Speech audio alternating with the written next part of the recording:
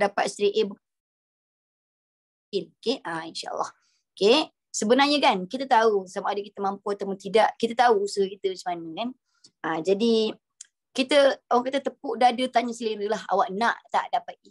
Okay, dan bagi saya tak terlambat untuk awak kerja SPM. Awak tingkat 4 kan, awak ada lagi setahun untuk exam SPM. Awak rasa kalau setahun awak betul-betul pulun, mustahil tak untuk awak dapat straight A? Ataupun paling banyak lah A yang awak boleh grab? Mustahil tak? Tak mustahil. Percaya dia cakap saya. Okay, so bagus untuk awak sedar sekarang kalau awak nak sekarang. Okay, so mesti boleh tu insyaAllah. So doakan. Acak-acak fight it. Itu dia. Okay, tak mustahil betul. Kalau betul-betul usaha. Satu saya nak cakap kat awak kan, kalau setahun yang awak berusaha kan, dia takkan rugilah. Dia takkan rugi. Dia sangat-sangat berbaloi untuk masa depan awak. Susahnya hidup miskin, susahnya hidup susah kerana tiada peluang akademik untuk kita menyerlah. Okay, jadi belajarlah betul-betul. Okay, tak ada benda yang mustahil. Betul Nurin Alia. Okay, so itu dia. Saya nak je kongsi pengalaman hidup saya. Tapi itulah kita tak ada slot motivasi. Okay, nanti mungkin saya boleh kongsikan bagaimana usaha itu boleh mengubah kehidupan manusia. Bagi saya, asalkan awak rajin, awak boleh survive kat mana-mana saja. Orang yang rajin, orang yang tak malas, dia boleh hidup dan dia boleh berjaya. Okay? Saya takut sebab saya fail.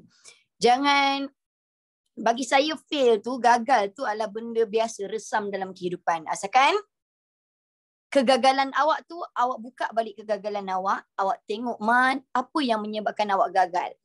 Okay, dan apakah bentuk kegagalan awak? Maksudnya seteruk manakah kegagalan itu? So bila awak sedar sedalam manakah, seteruk manakah, awak tahu apa yang perlu awak buat. Okay, Miss join Pops, Miss boleh bagi motivasi. Bolehlah nanti diusahakan. Okay, itu dah. Okay, boleh diusahakan. Okay, hello, hi. Hi, I miss you so much. Time cuti je boleh join, tapi cuti ni tak ada kelas. Alamak, saya pun rindu awak. Okay. Ramainya rindu saya ni. Patutlah saya tak boleh tidur malam. Ni semua salah awak tau. Aduh, nak hug pula. Okay. Okay, bismillahirrahmanirrahim. Assalamualaikum. Salam sejahtera, rindu. Mesti dah saya rindu awak. Ada Hamazri, rindu semua. Okay. Semua okey ke hari ni? Saya tahu ramai yang terjejas kerana banjir. Dan angka terbaru di Terengganu paling besar sekali, mencecah hampir 30,000 mangsa yang telah pun kita terjejas akibat banjir. Kelantan pun teruk. Okay. Pahang dah mula start hari ini. Semalam dah start, malam tadi dah start. Saya doakan kepada saudara mara kita, kepada kawan-kawan kita, kepada anak-anak saya yang duduk di situ dan tinggal dekat Pantai Timur, tolong berjaga-jaga dan jangan main air. Kalau tak ada keperluan untuk awak redah air, jangan. Sebab apa? Sebab tengok ada 3 beradik perempuan mati akibat terkena renjatan elektrik dalam air. Okay? Jadi itu dia. Keluarga saya alhamdulillah, thanks for asking. Keluarga saya alhamdulillah okey. Rumah saya okey, cumanya jalan untuk keluar dari kawasan itu. Cumanya terkepung lah. Family saya terkepung. Tapi alhamdulillah semuanya okey. Thanks for asking. Okay, jadi saya harap sangat kita sama-sama doakan setiap kali awak semayang. Okay, selitkan doa untuk kawan-kawan kita, untuk rakyat kita yang tinggal dekat belah Pantai Timur. Hello Pantai Timur. Gitu. Takut Tupperware mak mi saya. Mak saya dah standby dah. Tupperware dia simpan dalam bilik dan dia kata dah kalau jadi apa-apa ke apa ke dia akan lock bilik tu. Jadi Tupperware tu takkan hanyut. So mak saya bijak kat situ. Cumanya Tupperware tu akan memenuhi ruang lah kat dalam bilik tu. Mak saya memang bijak. Itulah dia ya. Okay, so mari kita Okay, bismillahirrahmanirrahim. Saya harap anak-anak saya semua hari ini sudah bersedia tak hari ini nak timba ilmu. Hari ini seronok sikit, hari ini saya bercerita sikit. Okay, alright, okay. Saya sedar hari tu dekat akhir-akhir kelas kita hari tu, kita banyak buat karangan, betul tak? Karangan format, betul? Okay, so saya boleh katakan kita dah hampir khatam semua format surat. Okay. Walau bagaimanapun ada satu yang dah lama sangat saya tak sentuh, iaitu hari ini saya nak sentuh tentang bahasa Melayu standard. Okay. Yang mana sebelum itu mestilah bahasa Melayu klasik yang kita akan belajar. Okay. Jadi hari ini kita akan recap semula, saya takut kita lupa. Yasmin seronok. Okay. Alright. Okay. Jom kita mulakan kelas kita dengan bacaan doa. Okay. Okay. So kepada yang bukan beragama Islam boleh berdoa dengan cara masing-masing, asalkan doa minta yang baik-baik. Okay. Dalam menimba ilmu. Okay. Bismillahirrahmanirrahim. Allahumma aftah alaina hikmatika wa anshur alaina min khazaini rahmatika ya arhamar rahimin. Rabbana atina fid dunya hasanah wa fil akhirati hasanatan wa qina azabannar wa qina azabannar wa qina azabannar. Wa sallallahu alaihi wasallam Muhammadin wasallam alhamdulillahirabbil alamin amin. Amin. Okey. Alright. So hari ini yang saya buat, perasan tak awak dapat gambar? Dapat tak gambar ni? Gambar ni sebenarnya saya akan keluarkan eksklusif saja. Biasanya untuk awak SPM nanti saya akan keluarkan. Yang ni saya buat sendirilah. So ini saya buat sendiri menggunakan iPad. Mesti buat excited. Excited buat iPad. Supaya awak nampak dengan lebih jelas apakah yang berlaku dalam, saya tak pernah bagi kan? Saya tak pernah bagi kan? Belum pernah bagi kan? Saya ada signature sebab ini memang yang saya buat sendiri. Saya tak nak ada orang copy. Okay, alright. So inilah novel. Bukan novel. Ini ialah prosa klasik yang satu-satunya ada dalam Komsas tingkatan 4 awak. Okay, prosa klasik Dah dengar kat YouTube. Ni kat YouTube pun saya keluarkan ni Okay. So, boleh saya recap? Boleh saya recap sikit cerita ni? Farihan tengok bagus. Okay, right. Bagus dia tengok kat YouTube. Okay. Saya recap sedikit cerita ni. Saya tak recap detail sebab kalau nak detail boleh pergi kat YouTube saya sendiri ataupun awak tengoklah replay-replay yang dulu lama tu kan. Okay. Alright. So ayuh kita. Okay. Kat YouTube memang detail. Okay. Cerita tingkatan 4 awak untuk prosa klasik awak satu-satunya iaitu kepimpinan melalui teladan. Saya sebut singkatanlah KMT. Okay. YouTube pakai nama saya Z Kirana. Okay.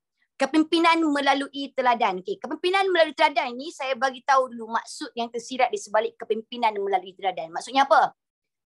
Kepimpinan yang boleh dijadikan contoh. Itu dia. Okay.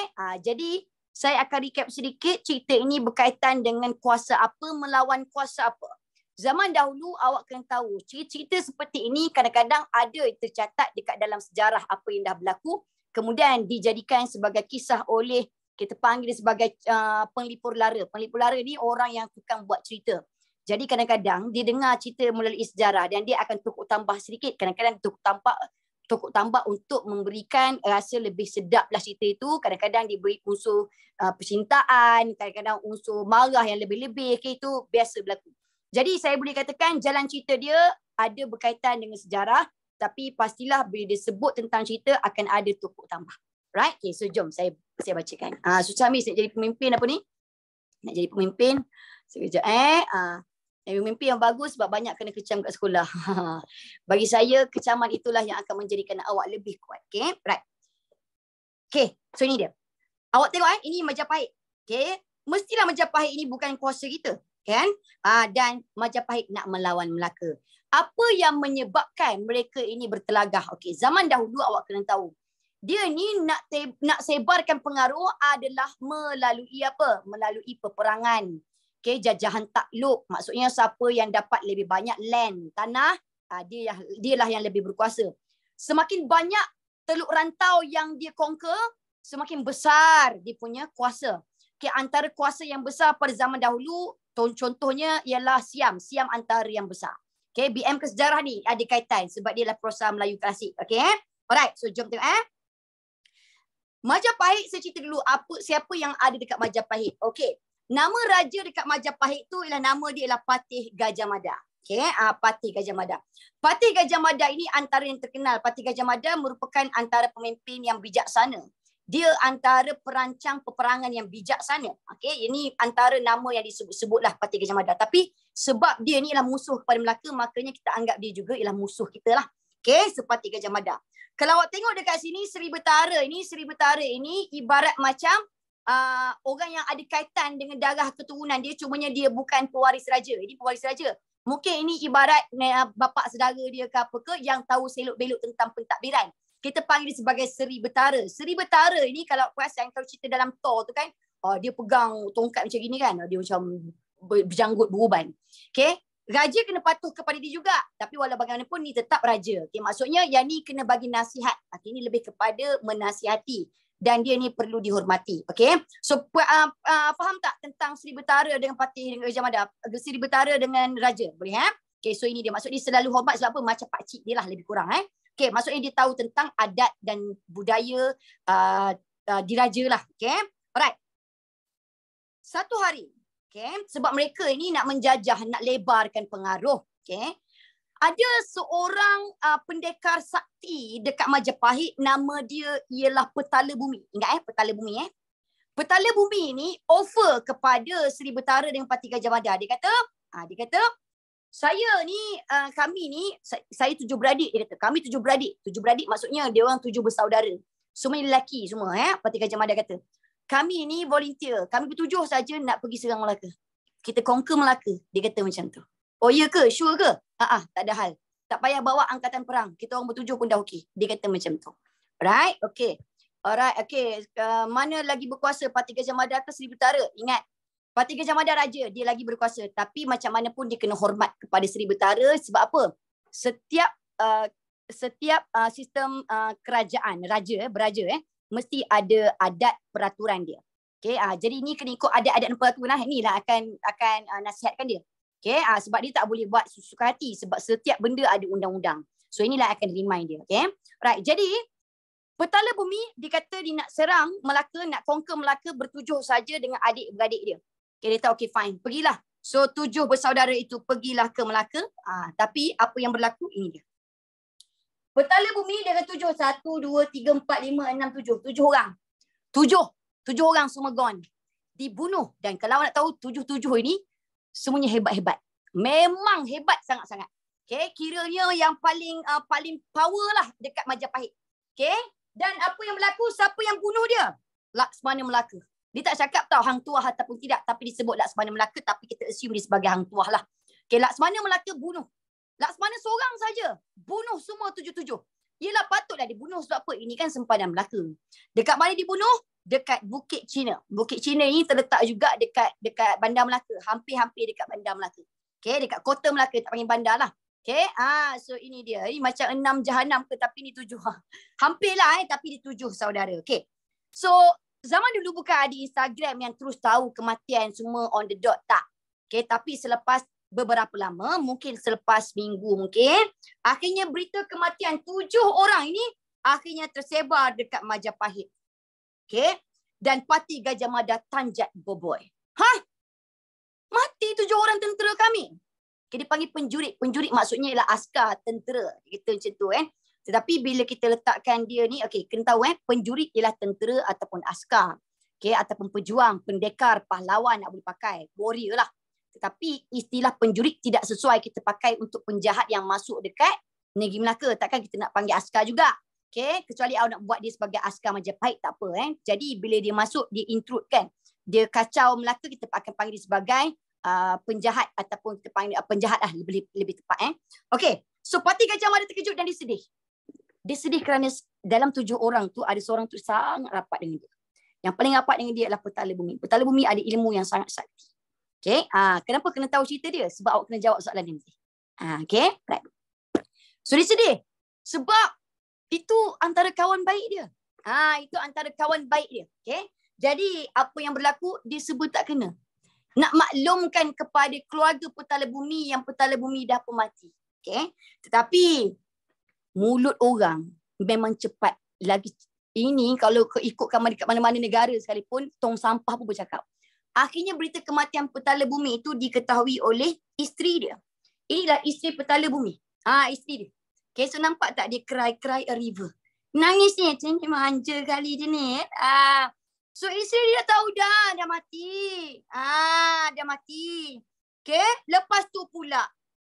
Mereka ni ada anak. Anak Petala Bumi dengan isteri dia ni, ini dia. Nama dia ialah Kertala Sari. Nampak macam nama perempuan tapi dia lelaki. Okay. Ni bukan Loki ni. Bukan. Kertala Sari nama je Kertala Sari tapi dia ialah lelaki. Okay.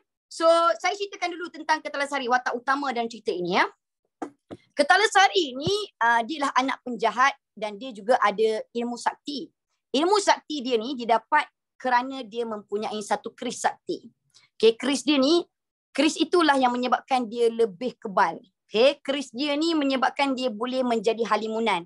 Dia invisible, dia boleh menghilangkan diri dia dengan keris dia. Itu saktinya dia. Okay, dan pekerjaan dia yang paling utama, dia mencuri. Dia merompak secara besar-besaran. Contohnya dia masuk satu rumah banglo, dia boleh curi semua barang yang dia nak sekejap saja dalam masa beberapa minit saja.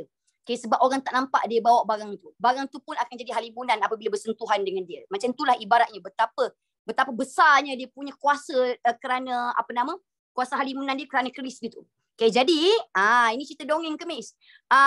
Okay, kita letak tepi sama ada cerita ni benar ataupun tidak. Sebab kita kena jawab, ini macam saya katalah, dia akan ada topik tambah apabila kita bercakap tentang ini. Okay, right. Jadi, dia ni kebetulan baru saja merompak mencuri dekat sebuah negeri yang bernama Daha. Okay, negeri Daha ni. Dia mencuri tau, dia mencuri. Dan dia selalu bawa balik, lepas dia mencuri, dia selalu bawa balik pakaian yang mahal-mahal. Dia akan curi rumah bangsawan, rumah orang-orang kaya, rumah hartawan semua. Okay, jadi dia bawa balik hari tu, dia masuk rumah dia. Perkara pertama yang dicari ialah ayah dia. So dia tanya mak dia, "Mak, mana ayah? Kenapa saya tak nampak pun ayah ni?" Dia tanya. Dia baru balik mencuri. Banyak harta dia bawa balik. Kaya dia ni. Okay, tapi semuanya harta haram. Okay, lepas tu mak dia pun cry ni. Dia kata, "Bapang tu dah mati dah nak. Kena bunuh oleh seorang Melayu yang bernama Laksmana Melaka." Dia kata macam tu. Dia nangis, cry dia. Siapa yang suruh bapa aku supaya dibunuh? Dia kata, "Jangan sampai satu Majapahit aku mengamuk. Aku boleh musnahkan satu Majapahit ni. So dia ingat ayah dia ini diupah oleh seseorang dalam Majapahit supaya dibunuh. Itu dia. Okay, sedangkan orang lain bunuh, iaitu dekat Melaka tu bunuh. Okay. Jadi, dia tengah bergaduh-gaduh ni, dia marah, lepas tu mak dia cerita A sampai Z. Itu dia, A sampai Z dia cerita. Barulah dia faham. Tapi awak kena tahu apa yang berlaku kepada raja. Raja ni sebesarlah nak cerita dekat family Petala Bumi, nak bagi tahu Petala Bumi mati. Padahal family dia dah tahu. So, jadi, ni Parti Gajah Mada ini akhirnya dikirimkan seorang orang suruhan. Dia kata, "Tolong bagi tahu kat keluarga Petala Bumi, cakap Petala Bumi dia tak ada. Kau cakap kat bini dia, lepas tu kau tolong tanya, anak dia nama Ketalasari tu dah balik ke belum? Cakap aku nak jumpa dengan dia." Itu dia. So dia hantarlah orang suruhan. So orang suruhan ni, hoi. So berhentilah kat sini. Okay, so dekat sini. So orang suruhan Parti Gajah Mada tengok intai kat tingkap. Kenapa Ketalasari macam tengah bergaduh ke mak dia? Tapi sebenarnya Ketalasari tengah mengamuk. Siapa yang bunuh bapak dia? Dia tengah mengamuk kan. So dia pun macam, dia tengok, lepas tu Ketalasari garang tau. So Ketalasari perasan ada orang intai dia kat tingkap. "Engkau ni siapa?" Macam tu. Dia cakap, "Saya ni orang suruhan Raja Parti Gajah Mada. Dia suruh bagi tahu yang ayah ayah awak dah tak ada. Lepas tu Raja nak jumpa awak sebab Raja nak cakap something. Parti Gajah Mada nak jumpa awak." Okey. So dia ambil keris dia letakkan kat sisi dia dan dia terus pergi jumpa dengan Parti Gajah Mada. So kemudian apa yang berlaku? Dia discuss. So akhirnya dia kata dia sudi untuk balas dendam bagi pihak bapa dia dan juga bagi pihak Majapahit. So raja sangat happy, raja bagi tahu dekat Seri Betara. So Seri Betara pun happy juga, dia kata, "Okey, kalau kau confirm boleh." Dia cakap besar lah, dia cakap, "Okey, tak ada halal. Negeri Daha pun aku boleh kalahkan seorang diri lah. Ini setakat Melaka tu dengan anak bini dia pun aku boleh ambil lah," dia kata. "Ini kan pula setakat nak bunuh Laksmana tu tak ada hal bro," dia kata macam tu. Jadi happy lah dua-dua ni. Okey, kita siapkan semua kelengkapan untuk kau berangkat bersama dengan 10 orang tentera lain untuk mengiringi dia. Tapi nak buat kerja seorang je, cuma yang mengiringi dalam perjalanan. That's why dia naiklah kapal ni. So dia naik kapal, dia menuju ke Melaka. So dekat sini dia berhenti dekat perkampungan Jawa. Perkampungan Jawa ni kalau awak tengok macam ibarat macam Johor lah. Johor dengan Melaka kan dekat-dekat. Okay, jadi orang Jawa ramai kat situ ya. Jadi dia menyamar jadi orang Jawa. Dia belajar cakap orang Jawa, dia belajar tentang adat-adat budaya orang Jawa. Jadi orang Jawa automatik ingat dia betul-betul orang Jawa. Dia suka tau duduk kat perkampungan Jawa sebab perkampungan Jawa ni dia betul-betul nak masuk ke negeri Melaka. Dan yang paling bestnya, perkampungan Jawa ini betul-betul bersempadan dengan perkampungan orang kaya-kaya Melaka. Orang kaya-kaya Melaka, maksudnya rumah-rumah bangsawan, hartawan, semua duduk kat sini. Kenapa dia seronok sangat duduk berhampiran dengan ni? Sebelah-sebelah. Sebab apa? Sebab dia suka apa? Apa hobi dia? Pekerjaan dia apa? Dia nak curi. Dia nak curi. Dia biasanya sebelum dikalahkan sesebuah negeri, dia akan curi dulu harta. Bijaklah. Dia ambil dulu, siap-siap dia letak dalam kapal dia, tempat persembunyian dia semua. Barulah dia musnahkan negeri itu. Itu pekerjaan dia. Ya? Okay, kemudian apa yang berlaku? Malam pertama dia sampai, dia dah sebir-sebir lah dekat dalam perkampungan orang Jawa, dalam Melaka, Bandar Melaka. Supaya dia tahu selok-belok negeri Melaka dan juga kota Melaka.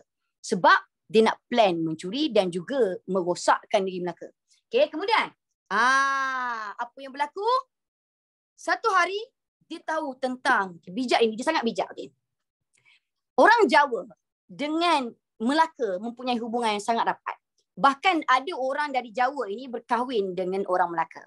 Dan kebetulan pula dia ni buat study. Dia bagus dia tentang Ketalasari ni, dia buat study tau. Ada Patih Kermawijaya. Okay, kalau pernah benar dalam sejarah, ini wujud dalam sejarah.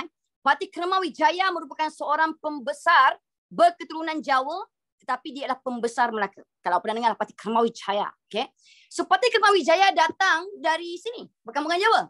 So satu hari dia menyamar. Hidup dia menyamar je. Dia menyamar sebab dia kan boleh jadi halimunan, dia boleh jadi apa saja dia nak jadi. Okay, jadi dia menyamar menjadi pengikut Patih Kermawijaya. Kenapa dia nak jadi pengikut Patih Kermawijaya? Sebab itu akan menjadi lesen besar kepada dia untuk masuk ke Istana Melaka. Itu menjadi lesen kepada dia. Sebab Patih Kermawijaya kan memang pembesar Melaka. Itu dia. Okay, Ketalasari itu prajurit Majapahit. Okay, dan apa yang berlaku? Betul. Dia akhirnya berjaya masuk ke Istana Melaka atas urusan rasmi Patih Kermawijaya. Tapi dia bijak. Dia tak terus terkam dan mencari Laksmana. Dia tak kenal Laksmana mana seorang. Okay, tapi masa dia ikut tu, dia tengok seorang-seorang. Semua panglima dan semua hulu balang dekat Melaka dia tengok seorang-seorang. Kenapa? Sebab dia nak kenal mana seorang pembunuh bapa dia, iaitu Laksmana. Siapa yang bunuh bapa aku, dia tahu. Tapi dia chill. Dia sangat chill. Dia macam, dia kan pengikut Patih Kermawijaya kononnya. Okay, jadi dia dah jumpa dah Laksmana. Dia tengok. So dia kata, dalam hati dia lah dia kata, oh inilah gerangan yang telah membunuh bapa aku. Patutlah mamat ni boleh bunuh bapa aku doh. Bapa aku yang hero macam tu pun dia boleh bunuh. Sebab dia ni memang betul-betul tough. Sasa, sadar, tinggi, berani. Oh patutlah Laksmana ni boleh bunuh bapa aku doh dengan 7 orang. Semua dia sapu. Dia kata macam tu. Tak adalah handsome, dia tak cakap lah handsome kan. Tapi mungkin lah kan. Okay, lepas tu, dia tak kacau lagi istana. Tapi dia tengok dah pun balai penghadapan. Dia tengok dekat dalam istana, ruang tamu, tempat menghadap raja. Semua dia tengok dah. Sebab nanti nak musnahkan kan. Dia nak tahu kan. Sebab saya rasa saya dah fikir dah. Mungkin memulai nak curi rumah orang kaya. Kemudian dia akan masuk mencuri kat istana. Barulah dia rosak kan. Dia survey dulu. Itu dia. Bagus Adham. So kemudian apa yang berlaku? Lepas tu dah settle kerja dia sebagai penyamar. Pengikut Patih Kermawijaya. Okay. Dia pun sebelum dia balik ke tempat persembunyian dia, dia pergi tengok dulu kawasan Kota Melaka. Aku nak cari tempat untuk sorok harta ni sebab aku nanti nak mencuri. So jadi aku nak sorok dekat mana So dia berjalan-jalan dulu dekat Kota Melaka. So dia berjalan punyalah berjalan. Dia perasan ada satu bukit. Bukit ini namanya Bukit Cina dekat Melaka. Wujud tahu dekat Melaka nama dia Bukit Cina. Orang Melaka mesti tahulah. Okay, jadi Bukit Cina dia tahu. Ini sangat strategi untuk aku simpan harta yang aku curi nanti. Okeylah, aku buka sini lah. Itu dia. Menariklah cikgu cerita. Memanglah seronok sebab malas nak baca sendiri kan. Jadi cikgu cerita lebih seronok. Itu dia. Okay, jadi, dia kata, okey, ngam malam ni kat sini. Dia kata macam tu. So, kemudian dia baliklah semula dekat perkampungan Jawa tempat dia bersembunyi tu lah. Tempat dia duduk lah. So, malam tu dia pakai baju handsome-handsome, wangi-wangi. Dia menyamar jadi saudagar. Saudagar ni peniaga kaya-kaya lah. Okay, so dia menyamar pakai wangi sebab memang raja dia hadiahkan pakaian yang mahal-mahal untuk dia menyamar. Okay, jadi so malam tu dia masuklah dekat perkampungan orang kaya-kaya saudagar ni kan. Dia masuk. Jadi awak tahu tak karakter businessman, boleh jumpa businessman kalau zaman sekarang semua pakai blazer, pakai kemas-kemas. Kalau salam terus hulur tangan. Dan itu, saya pun business juga. Business apa? Boleh sembang. Okay, jadi dia jalan macam ibarat saudagar ke depan. Jadi dia bertegur sapa dengan saudagar yang tengah makan. Okay, makan dengan isteri dia. Dia makan, okay. Jadi dia kata, apa semua? Okay, so bercakaplah bahasa bisnes ni kononnya kan.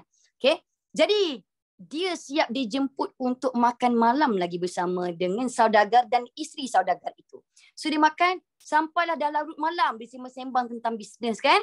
So akhirnya, orang tu katalah, saat kami masuk tidur dululah. Okay, alright, tak apalah, saya pun balik dulu. Tapi sebenarnya dia tak balik. Dia terus jadikan diri dia sebagai halimunan. Dan apa dia buat? Dia masuk semula dekat rumah orang kaya tu. Dan dia terus curi semua harta yang ada. Tidak tinggal apa pun. Dia curi semua yang mahal-mahal. Semua barang-barang yang berharga. Okay? Dan yang paling teruk sekali apa dia buat? Dia juga rogol, cabul isteri pemilik harta itu. Okay? Dan benda dia berlautan. Malam esok pun berlautan. Melaka tak pernah ada masalah sebab kita ada hero Laksmana. Okay, jadi jahat dia ni Okay, jadi malam kedua dia buat benda yang sama. Okay, dia menyamar sampai dia dijemput masuk dan dia buat benda yang sama. Sampai dah malam ketiga, beberapa malam dah, Akhirnya orang kaya-kaya ni tak tahan. Semua dah. Dia kata, saya semua memang hilang dah harta saya. Macam mana dia angkut, dia tak cerita pula. Mungkin dia ceritakan bahawa, mungkin dia nak tunjukkan bahawa dia ni ada kudrat yang sangat besar. Okay, jadi orang kaya-kaya ni jumpa, menghadap tuanku. Dia kata, tuanku, saya ni harta dah tak ada dah. Okay, habis semua. Tinggal sulalam je. Tak ada dia cakap tinggal sulalam je. Maksudnya, tinggal sehelai pinggang je. Maksudnya, pakaian yang ada pada tubuh badan sahaja. Itu je yang ada, dia kata. Harta semua hilang dah, tak ada dah tuanku. Tuanku terkejut. Tanjat boboy. Okay? Ya ke? Apalah bala yang datang kat negeri aku? Sebab negeri Melaka sentiasa aman. So tanjatlah boboy. So tuanku sangat terkejut. Lepas tu, Laksmana tahu benda ni. Laksmana tahu tentang ni. Jadi Laksmana kata macam ni. Tuanku, yang ni pelik dia tau. Saya rasa penjahat ini bukan penjahat yang biasa-biasa. Dia luar biasa. Macam tu kan. Bukan biasa-biasa ni. Tuanku kata, ya ke? Habis tu macam mana kita nak buat ni? Laksmana kata, tak apa. Tuanku bagi saya settle masalah ni, tuanku. Tapi ada orang berlagak hero lagi. Tiba-tiba. Ini ialah penasihat raja. Penasihat raja kita panggil sebagai bendahara. Bendahara kata macam ni.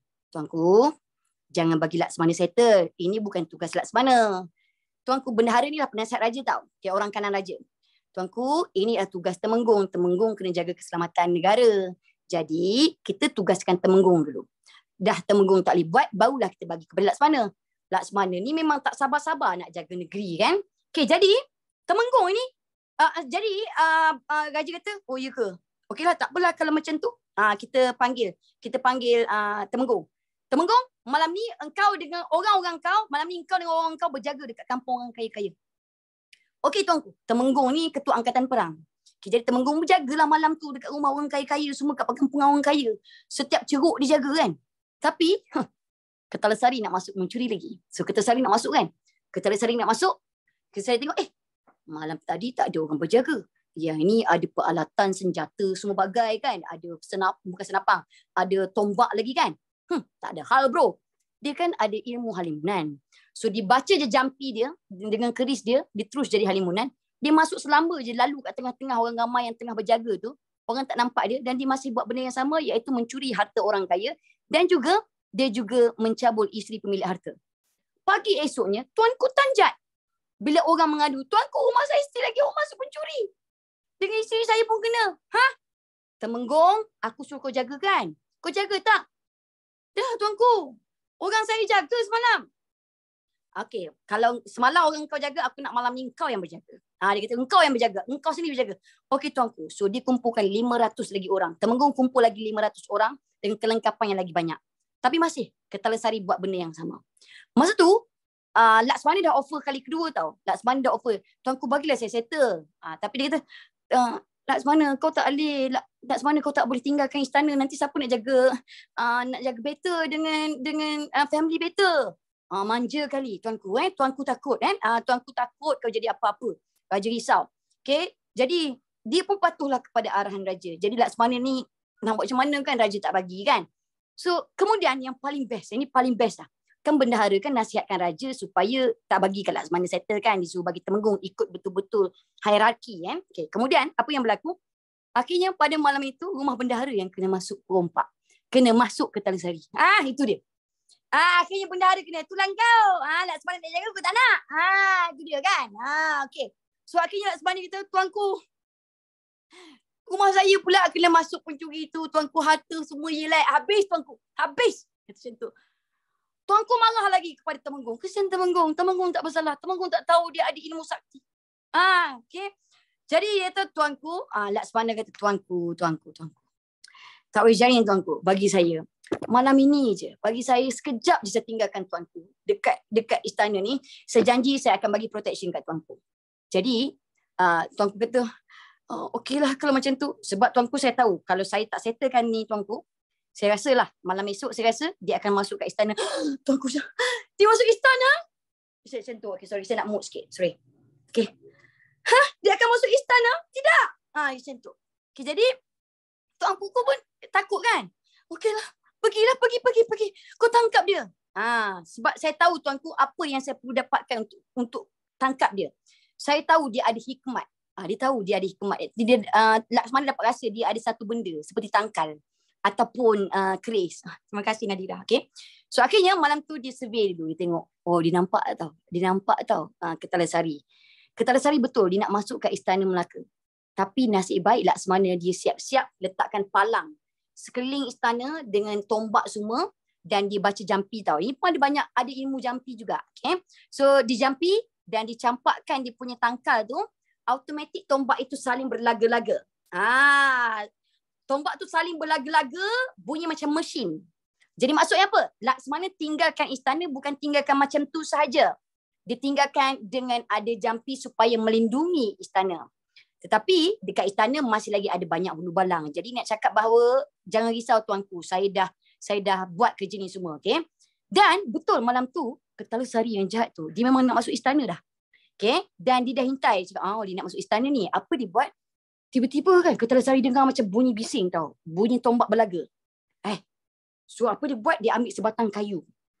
Dia cuba baling dekat kawasan istana.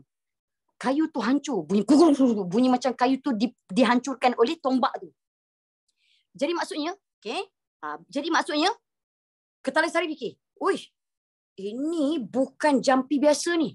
Ini macam jampi Jawa. Dia kata macam tu. Yang ini orang yang hebat saja yang pandai jampi ni. Dia nak perangkap aku ni, kalau aku masuk kat istana ni, hancur aku macam kayu tadi. Bijak tau Kertalasari. Dia test dulu dengan batang kayu. Bijak dia tau. Hancur kayu tu. Okay, kemudian tak jadilah. Jomlah kita mencuri kat rumah orang kaya lain. Dia bijak. Okay, jadi Laksmana tengok dah dia. Okay, Laksmana kata fine. Okay, so Laksmana dia jumpa tuanku malam tu. Tuanku kata, ada jumpa tak penjahat tu? Tak, saya tak jumpa lagi penjahat tu. Saya baru pusing-pusing. Tapi sebenarnya dah jumpa dah penjahat tu. Dia jumpa dah. Dia survey kan. Okay, lepas tu Laksmana terus tanya dekat hulu balang istana. Dia kata, malam tadi kau dengar tak ada bunyi bising-bising yang berlaga-laga? Ada. Saya dengar bunyi macam dia blend macam tu. Macam ada kayu yang masuk dan hancur. Dia hancurkan oleh tombak tu. Tapi kita orang tak pergilah sebab Laksmana kata jangan sentuh apa-apa. Bagus. Maksud dia tahu ada seseorang yang cuba mengancam istana tu. Itu dia. Okay, kemudian apa yang berlaku? You all okay ke setakat ni? You all okay ke? You all okay ke? Okay, bagus. Very good. Okay. Kemudian apa yang berlaku? Okay, sangat best. Okay. Kemudian esok malamnya ketika hujan rintik-rintik, air bergelora, mak bagi 10 sen, ayah bagi 10 sen, terus pergi sekolah. Okay, jadi malam tu dia menyamar. Dia pakai serba hitam. Okay, pakai serba hitam. Dia dah tahu dah. Penjahat ini dia tahu. Untuk kau sampai ke Istana Melaka, kau akan lalu kat sini. Okay. Jadi Kertalasari tu dia sampai kat pasar ini. Zaman dulu bila malam betul-betul gelap, tak ada cahaya. Dia ada pun cahaya bulan. Awak pernah tak pakai baju hitam, duduk kat dalam bilik, awak tutup lampu, awak tak nampak pun badan awak. Tak nampak pun baju awak, betul tak? Dia totally black. Jadi dia menyamar pakai serba hitam tau. Dia menyamar jadi penjahat. So itu cara Laksmana. So Laksmana apa dia buat? Dia berbaring kat tengah-tengah pasar ni. Sebab dia tahu Kertalasari akan lalu kat situ. Dan Kertalasari langkah dia sangat besar. Dia besar, dia sangat besar. Dia macam Bigfoot macam tu. So dia dum. Jadi masa dia sedang berbaring tu, Laksmana sedang berbaring tu, sebenarnya dah keluarkan keris dia kat pinggang. Jadi ketika Kertalasari lalu kat sini, Kertalasari tersepak Laksmana yang sedang berbaring.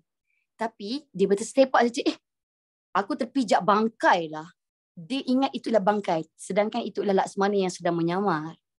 Jadi apa yang berlaku? Laksmana terus bangun, haya! Pop! Dia terus tikam, menusuk terus tepat ke jantung Kertalasari. Lepas tu Kertalasari cuba melawan, cuba keluarkan keris dia. Keris dia. Lepas tu cuba melawan, cuba langkah, tapi dia fail. So akhirnya dia tertiarap dan tikaman itu terus sampai ke belakang. Itu je cara Laksmana pancing dia. Mati akhirnya. So lepas dia tengok dia mati, cak tu, mati dah penjahat ni.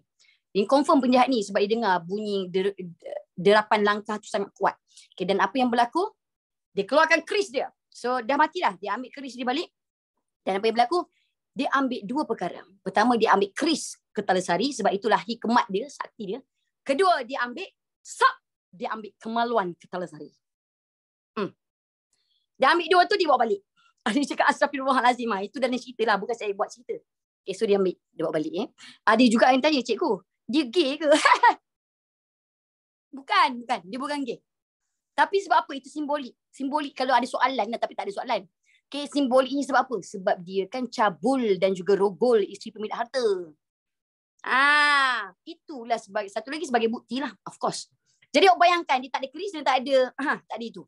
Okay, jadi dia tinggalkan je kat tengah-tengah pasar. Kemudian hari siang. Kenapa tak ambil kepala? Mungkin berat sikit kot. Dia ambil yang ringan sikit. Kemudian sinar matahari naik siang hari kan. So kemudian dalam periksa macam mana dia jawab. Okay, nanti saya tunjukkan soalan, jangan risau. Okay, right. Apa yang berlaku? Dia pun pagi tu ramai rakyat yang lalu lalang dekat tengah-tengah pasar. Dia cakap, ini bukan orang sini ni, penjahat ni. Nampak pun, ni penjahat ni, ni penjahat ni. So masing-masing rakyat nak mengaku. Penduduk Melaka mesti nak mengaku yang dia orang ni bunuh. Sebab apa? Nak habuan. So ada yang bawa telinga, potong telinga. Tuanku, inilah bukti saya bunuh penjahat tu malam tadi. Dia bawa telinga, dik kau bawa lah benda besar sikit. Lepas tu datang pula orang yang kedua. Ini bijak sikit, dia bawa kepala. Dia bawa kepala. Tuanku, saya lah yang bunuh. Tengoklah, ini lah bukti dia. Tak cukup lagi tuanku, tak apa. Bawa kaki, tangan semua dia bawa. Tuanku macam, letaklah mayat-mayat kat depan dia kan. Macam, puzzle pula. Lepas tu dia yang bendahara. Apa yang berlaku?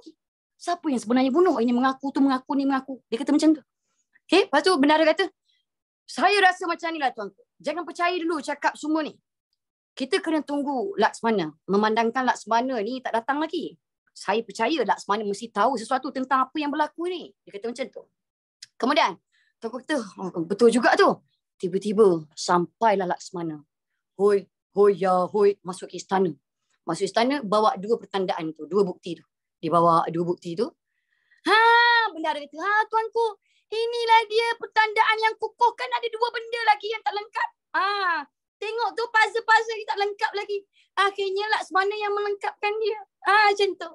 Kan dah lengkap. Saya dah tahu dah, ini mesti Laksmana yang buat. Takkan ada sesiapa yang boleh bunuh penjahat itu. Nak tengok mata dia pun tak boleh, tuanku. Saya yakin Laksmana saja yang boleh. So Laksmana akhirnya menceritakan apa yang berlaku. Tuanku kata, macam mana kau bunuh dia Laksmana? So Laksmana cerita A sampai Z. So akhirnya orang yang mengaku tu semuanya malu. Dan akhirnya balik. Maksudnya dia orang ni semua memang nampak sangat menipu. Okay? So akhirnya tuanku ni rasa gembira sangat-sangat dengan adanya Laksmana. And the best part, habuan tak dapat, malu dapat. Betul. Okay? So the best part sebenarnya kenapa cerita inilah kepimpinan melalui teladan. Laksmana mendapati bahawa ada harta yang tersembunyi dekat sini. Rupa-rupanya itulah harta orang kaya-kaya yang telah hilang. Okay, jadi apa yang Laksmana buat? Laksmana kata kepada tuanku, saya jumpa harta-harta orang kaya itu dekat Bukit Cina. So mereka berangkut selama 7 hari 7 malam. Harta-harta itu semua buat turun. Betapa banyaknya harta yang dicuri. Okay, kemudian bila sampai dekat letak kat istana, semua orang kaya-kaya itu berkumpul. Dia kata, ini harta saya. Ini harta saya. Ini bantal saya tuanku. Ini emas saya. Tuanku kata, okey, dengar sini. Korang ambil harta masing-masing, tapi tuanku kata 2/3 daripada setiap harta kamu semua bagi kepada Laksmana. Sebab Laksmana dia jumpa dah harta kau. Awak kau 2 bahagian bagi kepada Laksmana. Awak sedih ke tak? Awak kerja keras tu. Banyak kan? Contohnya awak ada rumah banglo dengan awak ada kereta. Ibarat rumah banglo awak kena bagi kepada Laksmana, kereta je awak pegang. Sedih kan? Lepas tu Laksmana tanjat lah. Laksmana kata, tuanku mana boleh macam tu tuanku? Kalau macam tu sedihlah mereka dan nanti dia akan pertikaikan kredibiliti tuanku. Tak apa kot tuanku, macam ni je. 1 bahagian saja bagi dekat Patik, dia kata. 2 bahagian tu bagi semula kat dia. Lepas tu tuanku kata, korang happy tak kalau bagi 1 bahagian je? Macam Laksmana kata, 1 bahagian okey, kita orang sangat rela untuk bagi. Dia kata macam tu. Okay, jadi akhirnya 1 bahagian nak juga kan. 1 bahagian dia bagilah kepada Laksmana. Kemudian masing-masing bawa balik harta kat rumah. Tuanku, okay, tengok lagi karakter yang ada pada Laksmana. Laksmana yang 1 bahagian tu bayangkan. Kalau awak mungkinlah pergi London kan, tinggal dekat Eropah selama berbulan-bulan kan, sebab ada banyak harta dapat kan. Tapi apa yang Laksmana buat? 1 bahagian yang didapat tu dibagi pula kepada 3. Wawa kata nak pergi Swiss. Okay, dibagi pula kepada 3. Bahagian pertama dia bagi kepada fakir miskin. Kedua, dia bagi kepada pegawai, petugas istana seperti hulu balang yang takkan ada kenaikan pangkat. 1 bahagian lagi dia bagi kepada semua pengikut dia dan juga rakyat Melaka. So maksudnya dia ambil tak? Tak. Dia tak ambil walaupun 1 sen. Sebab itulah tajuk cerita inilah kepimpinan melalui teladan. Itulah dia. Husband material lah Zumana ni. Itulah cerita dia, settle. Settle cerita dia. Tahniah, anda baru saja selesai mendengar sebuah cerita. Laksmana single tak, Miss? Kalau di single pun kan, dia dah tak ada, dek. Dah ditelan bumi. Awas, best tengok. Okay, so itulah dia cerita dia. Okay, jom tengok sekejap apa yang berlaku. Kenapa kita kena tahu cerita ni? Best cerita ni lepas faham. Ya, betul. Miss Datuk saya pun syok dengar. Oh, ya ke kisah langkah atuk awak? Okay, Irene, bagus. Okay. So, kepimpinan dia, kepimpinan Laksmana itu yang wajar kita contohi. Okay. Tajuk dia lah kepimpinan melalui teladan. Okay. Dan cuba awak tengok soalan yang awak akan dapat macam ni lah. Awak akan translate dalam bahasa Melayu standard. Okay. Sebab itu penting untuk awak faham jalan cerita. Okay, saya tahu dah lama sangat saya tak cerita the whole thing. That's why saya cerita balik hari ni. Okay, sebab apa? Sebab awak ada bahagian itu dalam kertas 2 awak. Untuk bahagian A, soalan nombor 4. Tak silap saya. Yes, soalan nombor 4, bahasa Melayu standard. Okay, walau bagaimanapun, okay, awak tengok ada banyak latihan. Saya rasa tak sempat nak buat semua. Awak kena tahu satu perkara untuk tukar bahasa Melayu klasik kepada bahasa Melayu standard ini. Okay, ada peraturan-peraturan dia. Okay, iaitu, okay, saya bacakan balik yang ni. Tengok panduan menjawab. Pertama sekali, kekalkan struktur. Dah tak jalan lah. Dah tak jalan. Boyfriend call ke, Miss? Mana awak tahu? Tapi saya tak boleh tunjuk dia punya skrin. Nanti awak tahu siapa dia. Okay. So, kekalkan struktur. Maksudnya apa? Maksudnya kalau dia bagi dalam bentuk 2 perenggan, buat 2 perenggan. Okay. Kalau dia bagi dalam bentuk ayat aktif, kekalkan ayat aktif. Kalau ayat pasif, kekalkan ayat pasif. Okay. Alright, so ini saya tak share. Okay, ini saya dah pernah bagi sebelum ini sebenarnya. Tapi tak apa, saya tengok apa yang saya boleh buat untuk awak. Yang kedua, kata pangkal ayat yang berulang. Apa itu kata pangkal ayat? Perasan tak ada banyak maka, hatta, ada banyak maka, hatta, nescaya, okay, apa lagi. Banyaklah perkataan-perkataan itu, syahadan, okay, banyak kan? Okay, andai kata dia terlalu banyak berulang, apa yang perlu awak buat? Pastikan awak gugurkan mana yang tidak perlu. Sebab dalam cerita moden tidak perlu pun awak cerita sikit-sikit kemudian selepas itu tak perlu pun. Okay, so ini dia contoh kata pangkal ayat yang kita akan jumpa lah ini. Hatta, maka, kalakian, syahadan, adapun, sebermula. Maksud dia sebenarnya basically banyaknya maksud dia ialah next, seterusnya. Okay, sebab itu pelbagaikan. Selepas itu, seterusnya, kemudian. Okay, right, setelah itu, sesudah itu, pakai itu. Okay, kedua, yang ketiga. Minimumkan perubahan kata. Okay, dengar sikit. Okay, nak nota ni. Okay, fine, saya bagi nanti. Okay, minimumkan perubahan kata. Okay, ni awak kena dengar betul-betul. Maksud minimumkan perubahan kata ialah macam ni. Andai kata ada perkataan klasik itu yang masih diguna pakai. Contohnya dalam tu dipakai perkataan pulang. Kita pakai tak lagi pulang. Kita pakai tak lagi pulang pada hari ini. Pakai kan? So maksudnya, kalau kita masih lagi pakai, jangan gata-gata nak tukar balik. Tak payah. Okay, maksudnya kekalkan dia. Sebab lagi banyak awak tukar perkataan, lagi tinggi risiko untuk awak hilang markah. Okay, itu yang ketiga. Ya. Okay, setakat ini boleh faham tak? Kekalkan struktur. Yang kedua, yang berulang ini awak boleh potong mana yang tak perlu. Okay, tapi translate dalam bahasa standard lah. Okay, minimumkan perubahan kata. Okay, ini contoh saya buat lah. Okay, ni tengok contoh lah dia kata, maka Kertalasari pun pulanglah. Okay, yang saya ajar sebelum ini, okay, tengok maka ni kita tukar kepada kemudian biasanya. Kemudian. Okay, kemudian. Kertalasari pun. Okay, pun kita akan buang sebab ialah partikel yang tidak diperlukan dalam bahasa Melayu moden. Okay, dalam penceritaan. Pulanglah, lah pun tak perlu. Jangan gata-gata nak tukar. Okay, elakkan buat kemudian Kertalasari balik. Tak perlu. Sebab apa? Sebab pulang ni kita dah pakai. Kita masih lagi pakai. Jadi buat yang ni instead of this. Ini dia. Contoh. Okay, kurangkan. Okay, minimumkan perubahan kata. Itu maksud saya. Okay, alright. Seterusnya. Macam mana kalau ayat asal terlalu panjang? Kita guna ayat asal dia ke, Miss? Kita tukar. Bahasa klasik terus tukar kepada bahasa Melayu standard. Okay. Right. Ayat asal terlalu panjang. Macam mana nak buat, cikgu? Okay.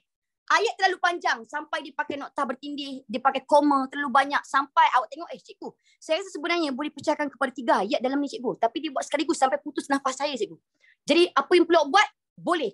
Stop dekat mana-mana asalkan ayat dia tidak tergantung. Dan ayat dia cukup ada subjek dan predikat. Boleh faham tak? Okay, nanti saya bagi nota ini, boleh tak ada masalah. Boleh faham tak? Kalau ayat asal terlalu panjang, awak boleh stop kat mana-mana, asalkan awak habiskan penceritaan yang sama. Itu dia. Okay, right. Seterusnya. Yang keempat, pengguguran partikel. Okay. Pengguguran partikel seperti kah, lah, tah, pun dan lain-lain ini boleh berlaku. Okay. Tapi biasanya yang kita gugurkan ialah lah, pun biasanya kita gugurkan. Okay. Bukankah kita kena kekalkan bilangan ayat? Tidak. Okay, tak. Dia tak wajib kalau 5 patah perkataan, 5 patah perkataan juga jawapan awak. Tidak semestinya. Okay, yang tu tidak semestinya. Sebab ada benda yang kita tak boleh buat direct translation. Okay, contohnya dia pakai perkataan sehelai sepinggang. Awak tak boleh buat sehelai sepinggang tu tiba-tiba awak tukar sekeping, sepiring. Tak boleh. Jadi awak kena tukar maksud dia, iaitu hanya tinggal pakaian yang ada pada tubuh badan sahaja. Itu maksud dia. Contoh. Okay, jadi awak tak boleh kira macam tu. Patah perkataan jangan. Okay. Alright. Seterusnya. Yang ini yang ke-6. Ke-6 ke-5 ni? Yang ke-6. Okay. Penggunaan nama watak, nama panggilan, jawatan dan pangkat kekalkan. Kalau nama dia Ketalasari, kau jangan tukar baby. Okay, kekalkan Ketalasari. Kalau ada panggilan dia better, kekalkan better. Patik, kekalkan patik. Macam tu. Okay, kata ganti nama diri. Macam tu. Risau juga kalau awak tukar. Itu dia. Okay, so kekalkan dia. Contohnya Tuan Hamba bukan Tuan Hamba. Tuan Hamba. Right? Patik, Seri Betara dan sebagainya kekal. Right? Okay, selai sepinggang pun kena tukar kemis. Dua-dua boleh. Awak boleh kekalkan juga sebab apa? Sebab dia adalah peribahasa pun boleh. Right, seterusnya tata bahasa. Saya lupa nak letak penuh. Nanti saya bagi yang penuh. Penjurit. Okay, penjurit pun awak kena tukar sebab dia bahasa klasik. Okay, tata bahasa. Contohnya, dia tak ada imbuhan. Letaklah imbuhan. Okay, lagi tata bahasa. Ayat pasif dia salah. Betulkan ayat pasif dia. Contoh. Okay, so ini dia. Penjurit itu sebenarnya pejuang, pendekar, askar, tentera. Okey, mari saya bagi tahu satu benda. Okey, jap, boleh faham tak ini dulu sebelum kita buat satu latihan. At least kita buat satu atau dua latihan. Boleh? Okey, alright. Ada beberapa perkataan yang awak akan alami kekeliruan. Okey, dengar. Pertama ialah penjurit ataupun sebenarnya penjurit, maksud moden kita ialah prajurit. Maksud dia ialah askar, tentera, panglima, pahlawan, pendekar. Itu ialah penjurit. Okey. Memang saya akui, okey, Ketalasari ialah penjurit Majapahit, betul? Dia adalah tentera Majapahit, itu betul. Tapi adalah tidak sesuai apabila dia masuk dekat Melaka, kita nak panggil dia sebagai penjurit lagi. Sebab apa? Sebab perbuatan dia baik ke buruk? Perbuatan dia buruk.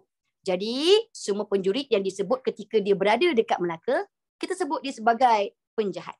Itu dia.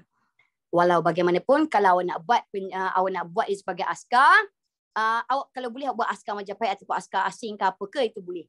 Tapi saya tengok ada pattern, dua pattern. Ada yang cikgu terima bila awak buat dia sebagai tentera. Ada juga yang tak terima, okay, sebab keadaan dia. Nak buat pencuri, okay. Bila awak buat pencuri, awak tidak memberi maksud yang penuh. Cara awak tanya ni bagus tau, kan? Sebab dia bukan sekadar mencuri. Apa lagi dia buat? Dia juga merogol. Dia mencuri, betul? Dia merompak, kan? Dalam masa yang sama juga ialah dia cuba nak hancurkan negeri tu, nak bakar dan sebagainya. Jadi tak sesuai untuk awak pakai pencuri saja. Jadi total awak buat sebagai penjahat. Okay, awak nak buat askar upahan juga boleh, tak ada masalah. Okay, boleh faham tak? Senang je, okay, senang je macam ni. Senang je. Okay. Memandangkan ada banyak istilah penjurit yang cikgu berbeza pakai. So dengar sini. Semuanya diterima, tetapi yang paling seronok sekali, tanya cikgu awak. Cikgu awak suka pakai apa? Itu je.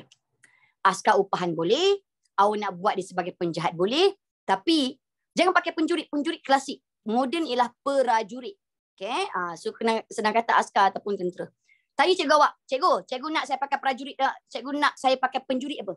Senang. Okay. Saya terima apa yang saya ajar ni lah. Jadi awak tanya je. Apa saja yang cikgu awak ajar kat sekolah mesti diterima dekat dalam SPM. Tu je. Tanya cikgu awak, cikgu awak nak apa? Right? Okay, so jom kita pergi kepada okay, satu lagi lah saudagar. Okay, saudagar maksudnya lah businessman. Jadi saudagar awak boleh tukar kepada apa? Saudagar boleh tukar kepada peniaga. Itu dia. Tapi ada setengah juga yang boleh buat apa tahu? Ada juga yang terima saudagar itu bulat-bulat. Okay, pedagang, okay, kalau pedagang dia tak tinggal dekat situ. Okay, jadi yang paling tepat ialah saudagar ni. Tak semestinya saudagar ini orang yang berdagang. Memang ada juga saudagar ini dalam kalangan yang memang orang tempatan. Okay, tak boleh buat orang kaya. Saudagar ini memang satu pekerjaan iaitu berniaga. Itu dia, peniaga. Right? Okay, so jom kita pergi kepada seterusnya. Okay, ini dia senang. Bila awak belajar dengan saya, bila saya pakai saudagar itu sebagai peniaga, kalau boleh saya nak awak pakai peniaga. Tapi nanti awak boleh cakap dekat cikgu awak, tanya cikgu awak nak pakai apa saudagar itu. Okay, alright. Sebab semuanya diterima. Okay, boleh saya cuba buat beberapa latihan boleh? Boleh ya? Okay, saya nak cuba buat yang pendek lah. Yang belakang ni latihan pendek je. Tengok je. Tak silap saya ada bagi latihan pendek. Okay. Pergi halaman yang ke-5. Jom kita buat yang pendek-pendek. Yang pendek-pendek sempatlah kita buat banyak sikit. Okay, boleh? Ada tak? Jumpa tak? Jumpa tak kesayangan saya? Jumpa? Jumpa Okey, so jom. Sebenarnya kita kadang-kadang kita takut sangat. Jadi awak tanya banyak sangat yang bercelaru. Sebenarnya penyelesaian awak hanya boleh buat dalam satu saja cara. Tanya cikgu awak nak pakai yang mana? You go ahead, tak ada masalah. Okay, so itu je. Right, okay. Tapi saya fahamlah awak risau kan. Setelah Parti Gajah Mada mendengar demikian itu, Parti Gajah Mada dengar benda itu, okay. Maka ia terlalu sukacita, dia happy. Seraya diperjamunya, makan, minum dan bersuka-sukaan dan diberinya persalinan. Okey. Kalau nak tahu ini berlaku ketika apa? Ketika Kertalasari kata, don't worry, saya boleh settlekan. Saya boleh bunuh setakat Laksmana tu. Satu negeri Daha pun saya musnahkan. So masa tu Parti Gajah Mada sangat happy. Dia bagi hadiah tau. Dia bagi jamuan, buat party dan juga dia bagi pakaian. Itu dia. Okey, seraya tu apa? Inilah kita nak buat ni. Nak buat latihan. Nanti awak tahu ya. Okey. Setelah Parti Gajah Mada mendengar demikian itu, okey. Ini nak kata apa? Setelah kita boleh kekalkan tak? Boleh, tak ada masalah. Setelah Parti Gajah Mada mendengar demikian itu, mendengar apa?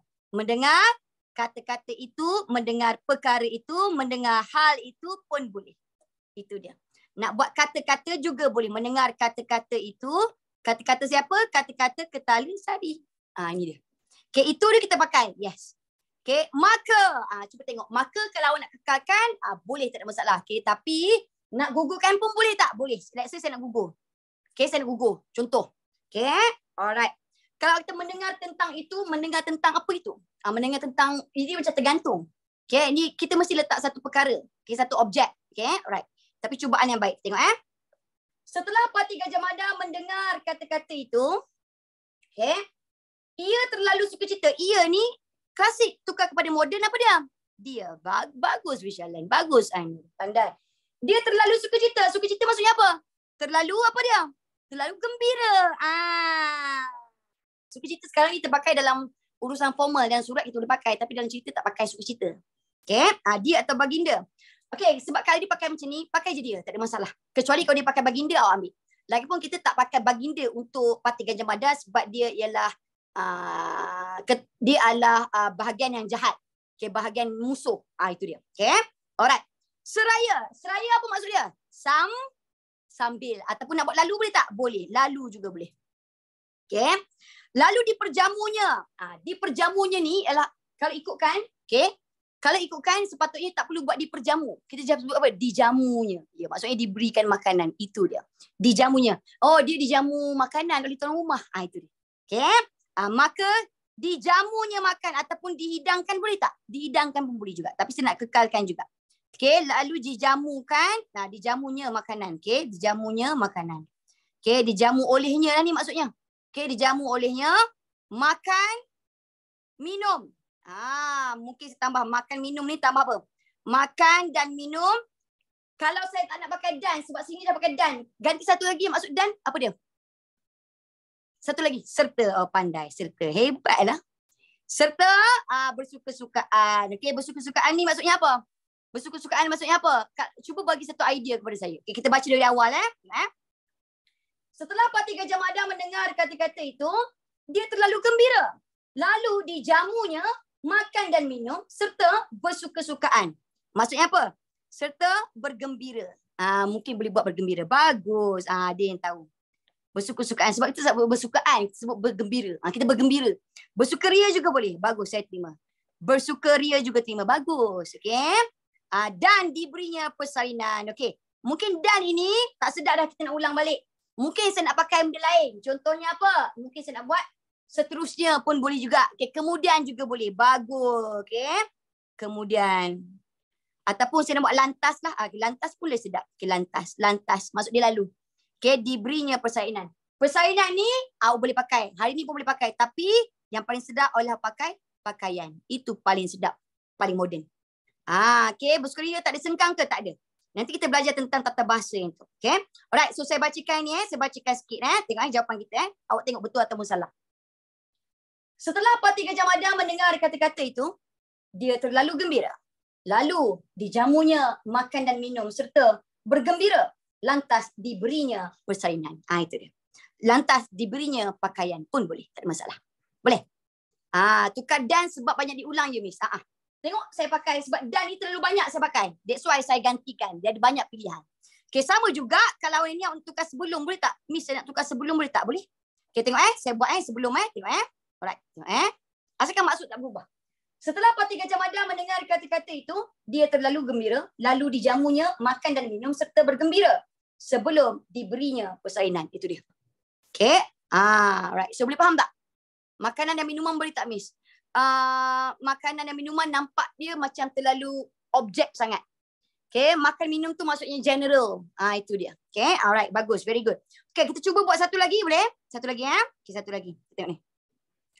Okay, okay, alright, okay. Maka sembah Patih Gajah Mada. Okay, mungkin maka ni saya tukar kepada apa? Kemudian. Okay, bagus, pandai. Kemudian sembah Patih Gajah Mada perlu tukar tak? Tak perlu. Sama juga. Kata abu, nasihat ibu, sama. Jadi kekalkan saja. Bagus, very good. Kan struktur kau boleh jangan tukar. Okay. Kemudian sembah Patih Gajah Mada. Adapun penjurit 7 orang dititahkan oleh Paduka pergi ke Melaka itu, kabarnya sudah mati dibunuh oleh Laksmana ke-7-nya. Dia kata macam ni, tengok Bukan Laksmana ke-7 yang mati, sebenarnya ke-7 Laksmana itu mati. Itu maksud dia. Laksmana itu maksudnya penjurit dia lah. Okay. Adapun ini sebenarnya maksud dia sebenarnya. Okay, tapi awak tengok kat sini awak boleh buat awak kalau ikut kat sini kan awak boleh buang je dia. Okay, tapi kalau awak nak tukar dia maksud dia lah sebenarnya. Okay, sebenarnya penjurit 7 orang dititahkan. Cuba tengok ayat ini terbalik tau. Struktur ayat ini terbalik. Tengok Ini dah. 7. Adakah awak sebut penjurit 7 orang? Awak akan letak angka dulu, betul tak? Awak nak sebut apa? 7 orang penjurit. Tapi penjurit kan kita tukar. Penjurit tukar kepada apa? Tentera. Askar. Okay. Penjurit ni awak boleh buat je askar terus. Okay, askar.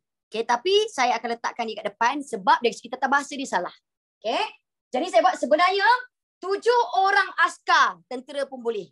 Okay, jangan pakai penjahat lagi. Sebab apa? Sebab ini dialog sesama Majapahit. Yang ni Majapahit dia akan panggil itu sebagai tentera. Ini belum lagi di Melaka. Alright? Okay, so itu dia. Okay.